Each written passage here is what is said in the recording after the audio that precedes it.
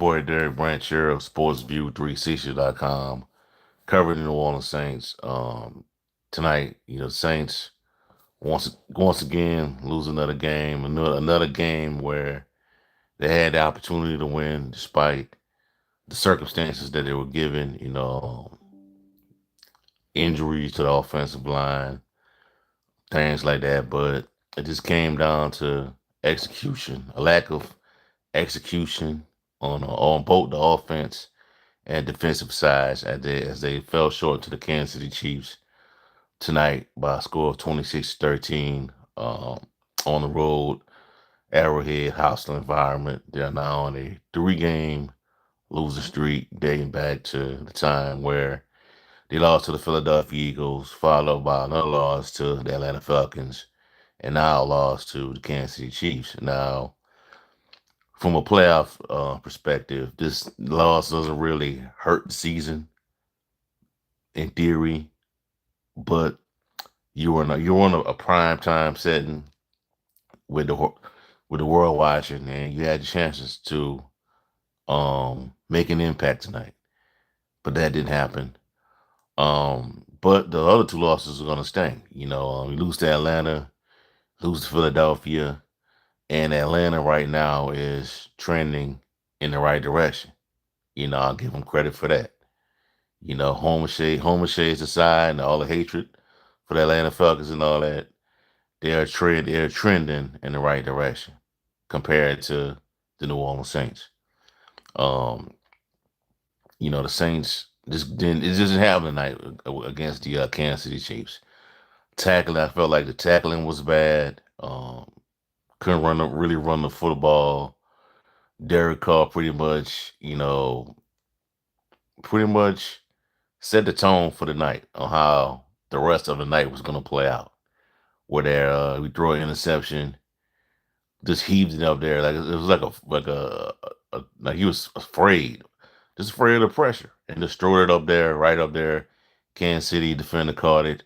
I believe the Chiefs got the ball back. Yeah, the Chiefs did get the ball back. I think they scored a touchdown. And when the Saints did have their opportunities to get back in the game, they squandered it. I believe it was 16-13. They got a touchdown. Cut the game within three. A field goal by Blake Groupie would have cut that Chiefs lead to two, but he missed the field goal, so it would remain a 3-point game. Chiefs got the ball back, went down there, scored another touchdown. Saints had the chances. They just couldn't do nothing. Couldn't do nothing. You couldn't match Patrick Mahomes blow for blow in this game. They just couldn't do it. Even though they had the chances. You couldn't sack him, couldn't put pressure on him, couldn't stop the run. They were just basically doing the same things over and over in this game.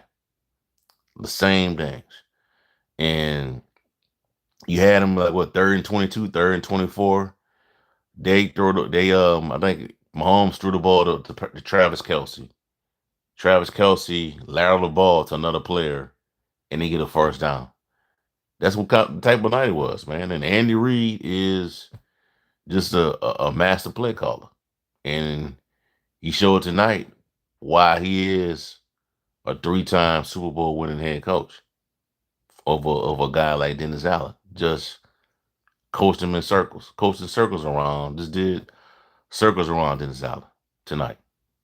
You know, Saints just couldn't capitalize, man. You get a first down by Mason Tipton, it gets called back because of another brain fart decision by a Saints wide receiver that's been in the league for a while. Chris Olave, he does a legal shift, and they throw a penalty. Play gets called back. You took a first down. You kill momentum. Saints will end up punting. You know what I'm saying? So just they just continue to shoot themselves in the foot. Continue to do it repeatedly. And I've been saying this since the schedule came out. Since the schedule came out in May, that 2-3 was where this team was gonna be after this Kansas as after this Chief after this Chiefs game. 2-3. They were going to be 2-3 heading to this game against Tampa Bay, which is pretty much the season for you right now. At 2-3, the Saints are playing for the season. Crazy as that sound. For a lot of other teams, 2-3 is nothing. 2-3. Look at the Baltimore Ravens. They were 0-2 on the season. People were starting to write the Ravens off at 0-2, and look what happened. Now they're 3-2, and possibly it's going to go on a run to potentially get the number one seed in the AFC. You know what I'm saying? So, season, is on the line this Sunday against the Tampa Bay Buccaneers, and you have no time to dwell on these last couple of losses because the season is fading fast for this team already at 2-3. That's for some teams, some veteran-laden teams like the Saints back in the day. Well, around the league, they'll play with a sense of urgency. You know what I'm saying? But for the Saints, who knows if is that gonna kick in this Sunday against the Tampa Bay Buccaneers?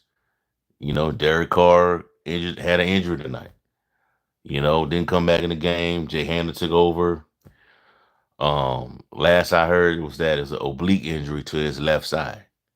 So they get the MRI. We'll know more about this tomorrow when they get the MRI, but I won't be surprised if he plays because last year he played in every game. Every time he got hurt, he played in the next game. The next game he played. Now, is he gonna be 100%? I don't know.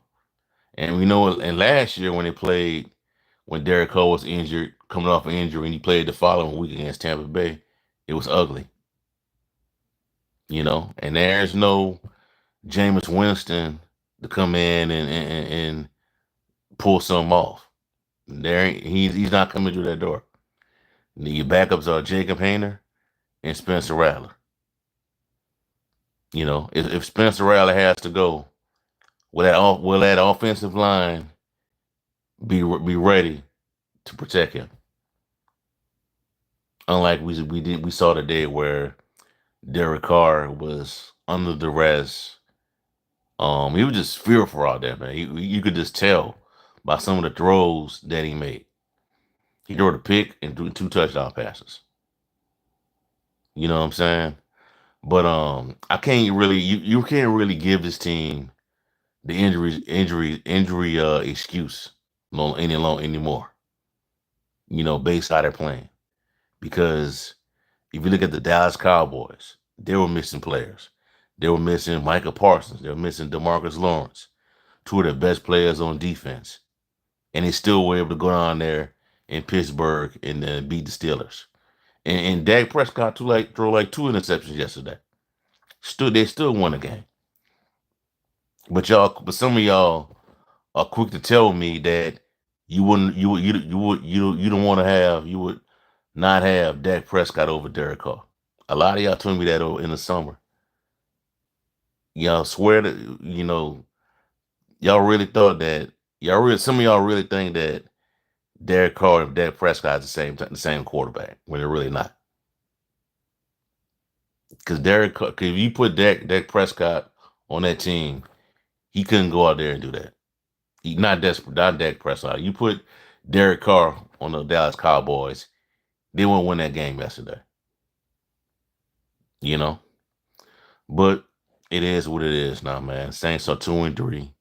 Like I thought there was gonna be 2-3 after this Chiefs game, and season is pretty much on the line. Got a comment right here from JL504. No Taysom, no McCoy, DeMario, Willie G, Willie Gay. The Saints got exposed all faces of the game. Yeah, they did. They did. And pretty much they've been exposed since the Eagles game. After what the Eagles put out there on tape, everybody knows what to do. You know what I'm saying? And that's the NFL. After 2 or 3 games to start the season, Other teams get footage of you, get film. They're gonna figure you out. It's gonna be up to you to adapt, to adjust what you're doing to defeat, what they're trying to bring at you. And so far, Clint Kubiak hasn't done that yet, to me, in my opinion. You know what I'm saying? Now you see why Clint Kubiak has been in multiple places. He's been an offense coordinator in Denver. He was an offense coordinator in Minnesota. Got fired there. Went to San Francisco for a while. And people thought when he was coming here, he was the best thing since sliced bread. Not cutting out. And also, I think we could start worrying about Clint Kubiak not getting. We could start worrying about Clint Kubiak getting a job after his first season with the Saints. That ain't happening. I don't think that's gonna happen. I don't. I really don't. He'll be back here next year. That's if Dennis Allen is back here. You know. But Saints got beat tonight, man. They got outplayed tonight. And they did what I feared they was gonna do. And I talked about this in the previous video leading up to this game. When you make a mistake, when Patrick Mahomes makes mistakes, you got to capitalize on it. You got to pounce on it. When he threw the interception, Kalen Saunders got the interception, ran it back, got the Saints in good field position. They got a touchdown. But guess what they do when they give it back to Mahomes? He scored on you. Then you didn't kick the field goal. You missed the field goal, so that puts you behind the eight ball. You know, when the Chiefs make mistakes, you got to capitalize on it. You got to take advantage of it. Because the Chiefs do the same plays over and over. Travis Kelce, he's going to Travis Kelce, or he's going to throw to in the slot to Juju Smith-Schuster.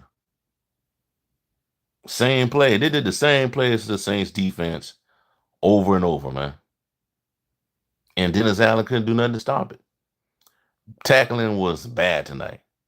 Poor tackling all the way around. And now I know what people saying. I now know what people talking about when they say that Chase Young doesn't have any effort, doesn't show effort in games. I talked to, before the season when we got Chase Young, I talked to two people. I talked to a 49er fan that I know, that I'm close with. And I talked to a Washington Commanders fans that I know closely. And that was the two stops those are the two teams that Chase Young played for before he signed with the Saints. And both of them had the same stories. They matched up. They said that at best, he's a rotational player. At best, Chase Young is a rotational player. He's not a starter. He could be a star if he wants to be, but he's not a starter. He doesn't show the effort all the times. He doesn't generate a lot of sack numbers. You know, he got one sack tonight. Finally got home tonight.